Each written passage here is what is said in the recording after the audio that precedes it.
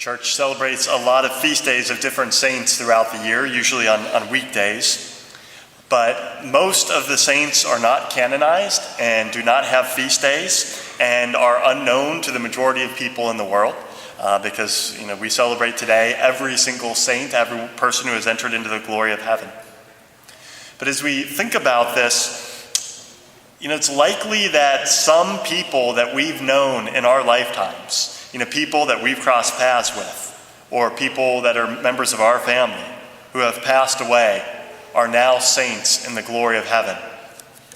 And we celebrate today as their feast day. Maybe it's a parent or a grandparent who had a very fervent spiritual life and lived a life of great virtue. Or maybe it's a child in our family who passed away early in life. Or maybe it's some of our fellow parishioners who, in years gone by, have sat in the same pews that you're sitting in right now, listening to the gospel and being fed by the Holy Eucharist. Maybe it's just someone we crossed paths with or talked to once or twice in our life, or maybe it was a priest who we knew when we were younger. But these are people who face the same struggles that we face in life, and they all had their own challenges, but they persevered. And at this very moment are victorious in heaven. And I think that's a profound thing to think about because it reminds us of how very real heaven is.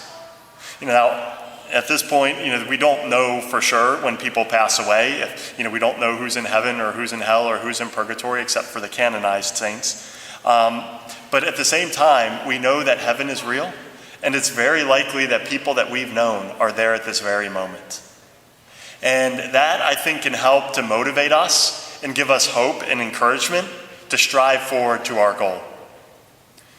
One of the Beatitudes, Christ says he gives us a blueprint of how to live lives of virtue and how to be Christ-like. But one of the things he says, "Blessed are the pure of heart, for they will see God." That's the reward of the saints, to be able to look on the very face of God. And we hear in our first reading from Revelation a scene of what that's like. We have this countless multitude of saints clothed in white garments who are around the throne of God.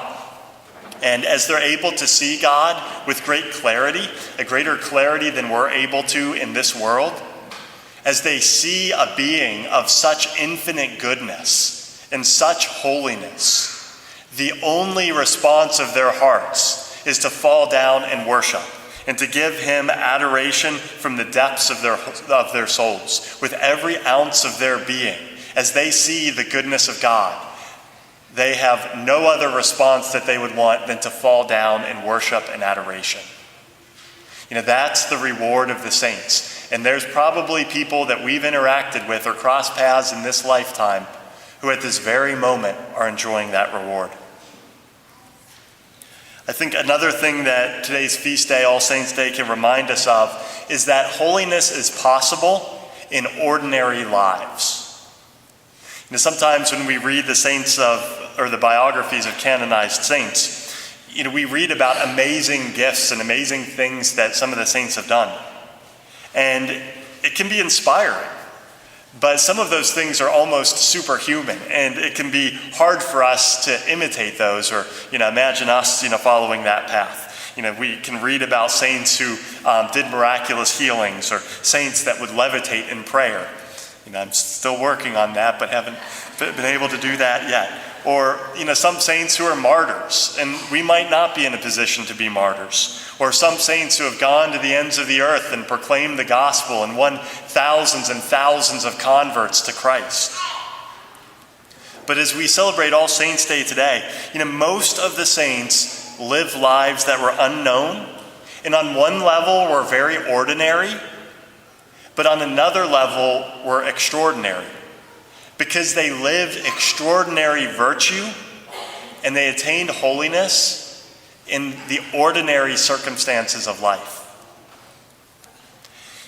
Last year when I was privileged to be able to visit Fatima, I spent a lot of time reflecting on the lives of St. Francisco and St. Jacinta and Venerable Lucia, the three Fatima children. And one of the things that struck me the most as I was reflecting upon their lives is that their circumstances were so ordinary.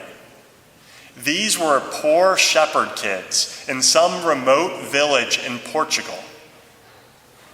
And it wasn't because Mary appeared to them that they became canonized saints. It's because of how they lived after that. They would pray the rosary fervently. Sometimes when people would come to them and ask them to pray for certain things, they'd just say, well, let's start praying a rosary together. And they would, for a little child, they have the dedication to pray the rosary themselves, or even to lead adults in praying the rosary. That's pretty incredible. That's a lot of discipline for 8, 9-year-old kids. They would do penance, like they'd give away their lunch to someone else so that they'd have more food to eat. Or they'd go a day in Portugal when it's 90 degrees without drinking any water, even when it would give them a splitting headache sometimes. And they would remind each other to offer up that suffering for the salvation of souls. Francisco would slip away and he'd spend hours in prayer in the presence of the hidden Jesus, which is his name for the Eucharist. These are things that any of us could do. These are not, on one level, extraordinary things that are beyond us. These are things that we can imitate.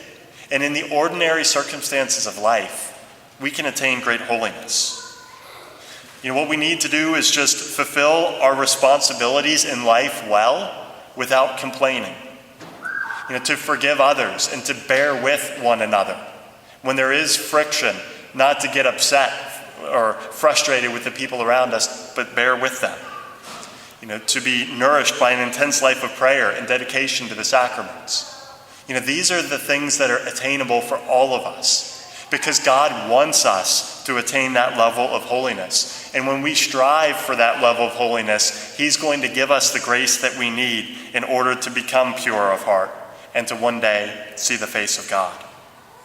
We simply need to cooperate with what He's trying to do within us. And so as we celebrate All Saints' Day today, I encourage us to allow this vision of heaven that we have from the book of Revelation to captivate and to inspire our hearts so that we are thinking and longing for the glory of heaven. And this feast day should remind us that heaven is so real that there probably are people that we've known in our lives who at this very moment have attained victory and are rejoicing in the glory of heaven. And if we cooperate with the grace of God too, we can follow that path.